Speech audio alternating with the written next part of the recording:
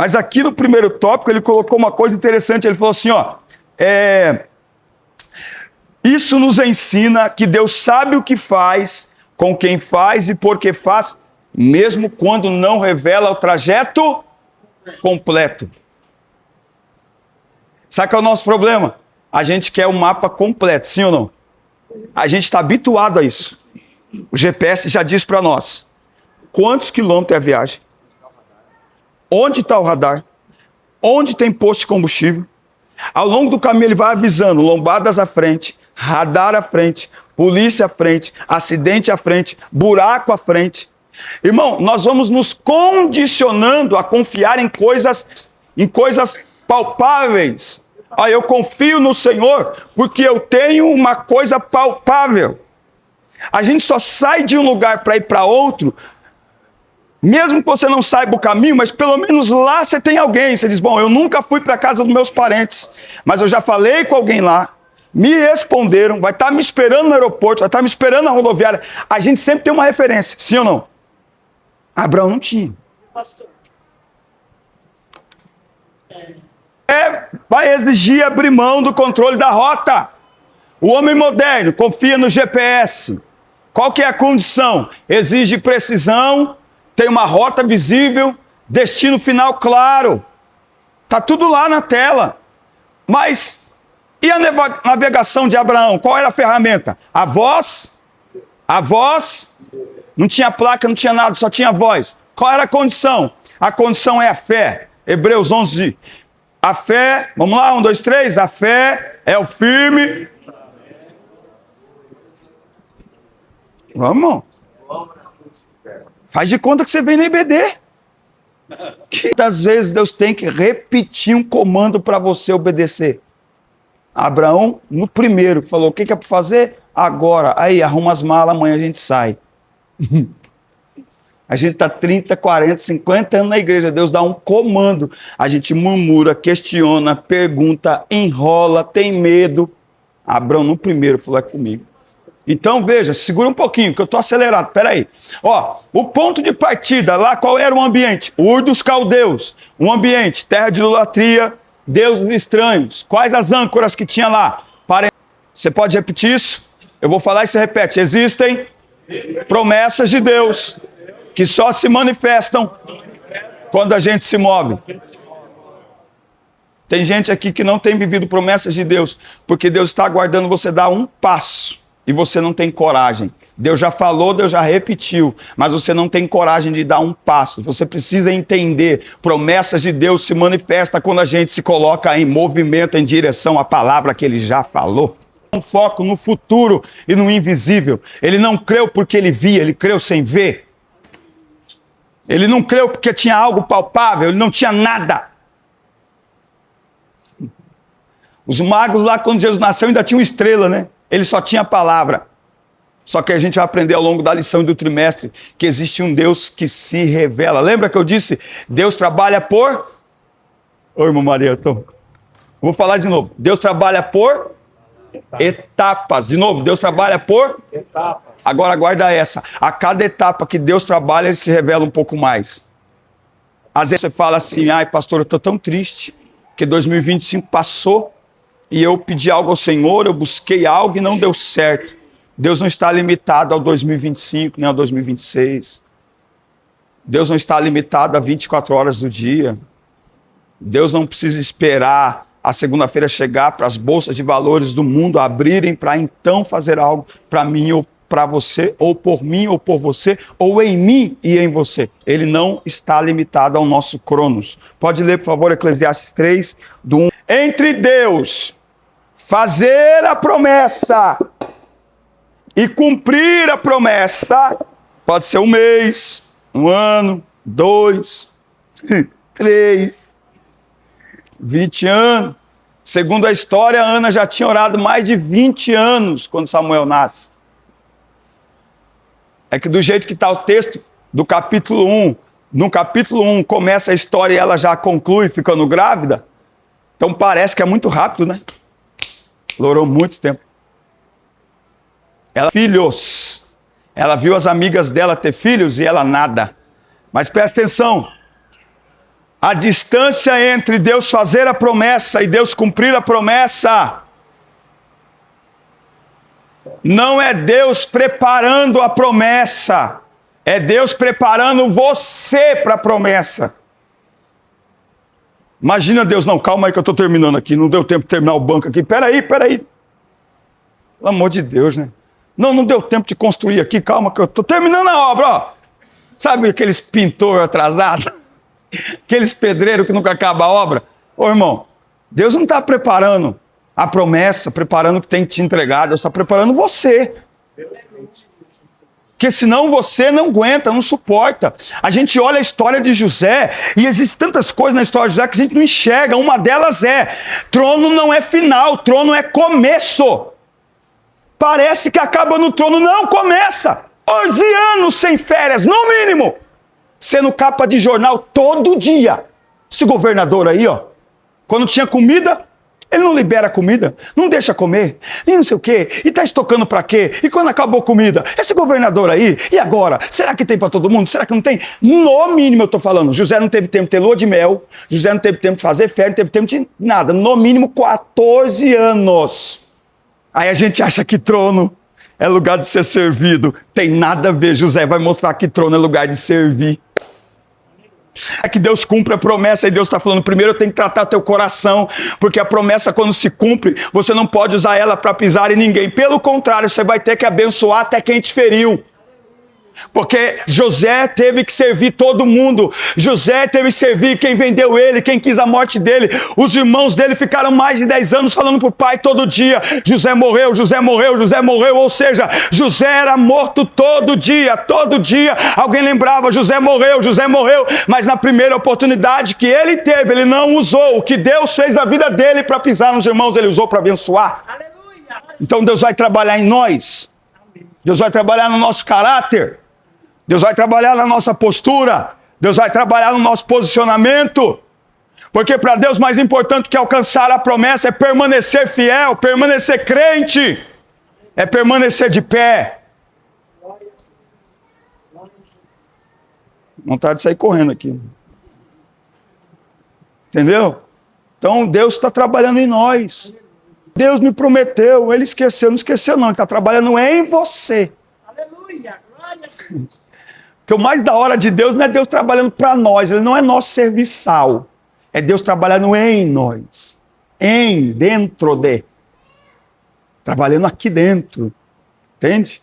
Então, Deus vai se revelando. E o tempo vai passando. Aí você tem que pensar assim, ó. Cada dia que passa antes de se cumprir a promessa é um dia mais ou um dia menos? Um dia mais ou um dia menos?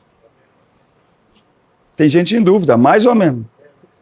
Um dia menos, não é?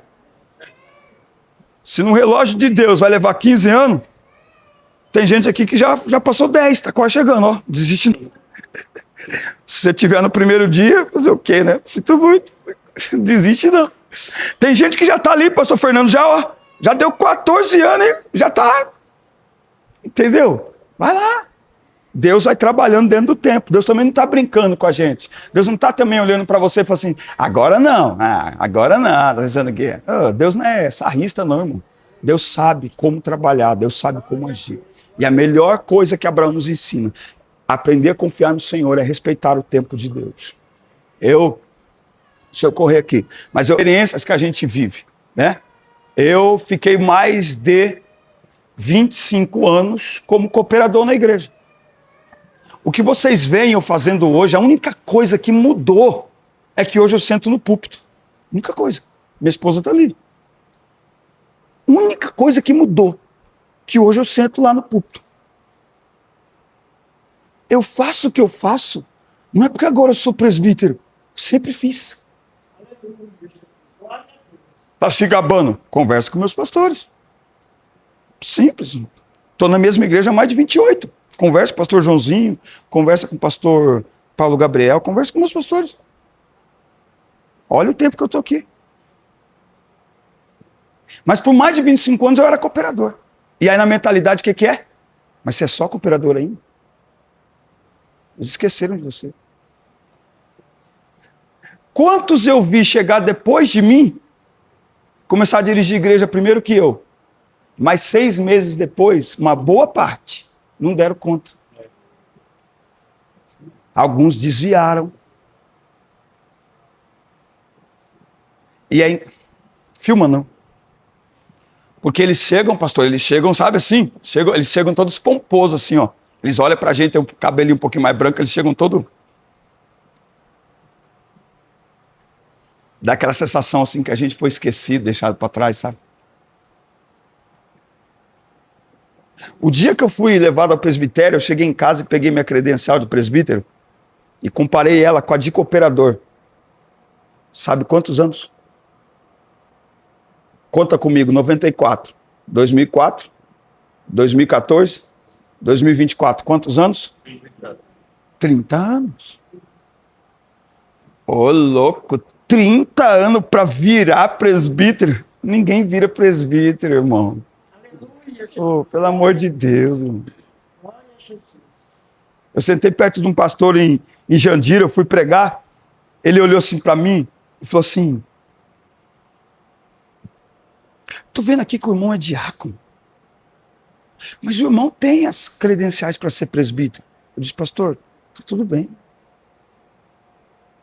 Irmão, quando Deus está guiando a sua vida, não tem por que você querer atropelar as coisas. Outra coisa, eu sinto de Deus de falar isso aqui essa manhã. Não compare a sua vida, a sua família, o seu ministério, a sua história com a de ninguém. Esse é um dos piores problemas que tem feito muitas pessoas atropelar o tempo de Deus. Hoje a pergunta das pessoas para mim é a seguinte: vai dirigir igreja quando? Eu não sei nem se eu vou. Não, mas você tem que... Já falaram assim para mim, você tem que dirigir pelo menos uns 6 meses. Que se você dirigir pelo menos uns 6 meses a congregação, todo mundo vai começar a olhar e falar assim: pastor, hein? Eu estou no tempo dele. Aleluia. E se no tempo dele tiver escrito, a hora que chegar vai encaixar perfeitamente. Eu vou reconhecer, meu pastor vai reconhecer, a minha família vai reconhecer, a igreja vai reconhecer. Agora não adianta eu atropelar, eu ir para frente, eu adquirir um status e depois ficar provado, eu não estava dentro do relógio de Deus. Agora aplica isso para qualquer coisa na sua vida. Pessoas casando fora do tempo, fazendo financiamento fora do tempo, tudo fora do tempo, seguindo o relógio da terra. Aí depois querendo colocar na conta de Deus: Senhor, por que eu estou aqui ainda? Por que aconteceu isso comigo? Irmão, em nome de Jesus nessa manhã, recebe essa palavra. Entra no tempo de Deus. Sumiram com elas. Sumiram com as caixinhas de promessa. Deus é Deus de promessa, irmão. Deus faz. Deus dá casa, Deus dá carro. Mas Deus não é isso. Ele não é, mas Ele dá. A gente fala de dependência de Deus, ao mesmo tempo a gente cria um paradoxo. Deus cumpre promessa, a gente tem que orar ao Senhor para Ele abençoar a nossa vida. Mas tá, irmão, Deus não é banco, eu sei, não é balcão de negócio, não é. Mas na vida do crente tudo é Deus, amém ou não? É Deus. Você quer trocar de emprego, você quer saber só do seu emprego. Você vai para onde? Você vai primeiro para oração. O ímpio faz do jeito da cabeça dele, o crente vai para oração. Então Deus é o Deus com promessa. Agora, nós estamos caminhando em direção à maior promessa. Ele estava caminhando em direção a uma terra física aqui. Aí eu quero aguçar a tua mente agora. Abraão precisava ter fé para fazer essa viagem? Sim ou não? E eu e você? Em direção ao céu. Alguém tem alguma foto de lá? Você já recebeu alguma live de lá? Aí, gente, acabei de chegar no céu aqui, ó. Ó, rapidão, sala do trono, ó, rapidão, ó. Mais uma vez. Olha lá, todo poderoso senta naquele trono ali, ó. Ó, aqui, ó. Ó, isso aqui é a Praça da Árvore da Vida, ó. Ó. Isso aqui é o Rio da Vida, ó. Lembra do hino do Voz da Verdade, ó? Claro como um cristal, ó. Alguém tem isso aí de referência? Tem, irmão? Tem? Não tem. Antigamente nós tínhamos até umas visões, né? Lembra do Adão Campos? A promessa que nós aguardamos da volta de Jesus, ela é a nossa promessa máxima. Se perdermos tudo aqui, mas nós não podemos perder o céu. Aleluia. Essa é a nossa maior promessa. Ele cumpre promessas, Ele faz, Ele abre porta, Ele opera maravilha, Ele cura, Ele liberta, Ele salva, Ele faz milagres extraordinários, Ele confunde a medicina, Ele opera maravilhas, mas a maior promessa é: eu voltarei e vos levarei para mim mesmo. E você falo que se tu sentar naquele banco, tu olharás diferente, tu verás por outro ângulo. Ah, pelo amor de Deus, irmão, cresce, por favor. Não estamos na sala dos infantil, não. É adulto aqui, em nome de Jesus. Cresce, amadurece a tua fé, para Deus poder se revelar a você de maneira mais profunda, mais íntima. Deus tem revelações especiais para nos mostrar, irmão. Deus tem coisas extraordinárias para fazer nessa nossa jornada. Senão fica uma jornada sem graça, sem sal, monótona. Não é só uma jornada de fé, é uma jornada de aventura. Tem gente querendo matar. Tem briga de família. E Abraão ali, ó. E Deus se movendo no meio de tudo isso.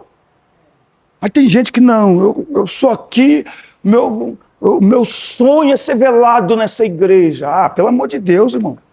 Ah, dá licença, vai ser velado em outro lugar. Ser velado na igreja, eu tenho medo de caixão, aí eu não vou querer vir aqui. Sai fora, irmão, ser velado na igreja. Para concluir as provas, irmão, tá no meio da prova comendo churrasco e chorando. Porque você escolhe o jeito que você vai passar pela prova.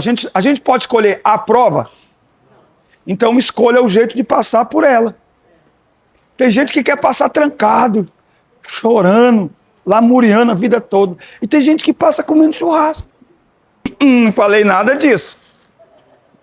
Não combinamos essa parte. Isso aí não é comigo, isso aí. Entendeu? Vai ter dificuldade. Vai ter umas provas. E Deus vai se movendo no meio de tudo isso. Deus vai trabalhando no meio de tudo isso. Deus vai se revelando no meio de tudo isso. Existem características. Vou falar bem calmo. Existem características do caráter de Deus que a gente só aprende no aperto. Como que você descobre que Deus é socorro bem presente? Na hora da? Como que você descobre o Deus que responde oração? Invoca-me no dia e eu te livrar. Entende? Como você conhece que Deus é livramento, irmão? Tem gente que vai conhecer que Deus é livramento na UTI. Dificuldades, não se perca no caminho pelas adversidades. Continua confiando na palavra do Senhor e Ele vai te conduzir em segurança. Oh, glória ao nome de Jesus. No final da jornada alguém vai perguntar: como é que você chegou? Eu segui a voz do meu Deus. Aleluia. Eu não apenas ouvi, eu segui. Eu caminhei na direção da voz dele. Amém? Vamos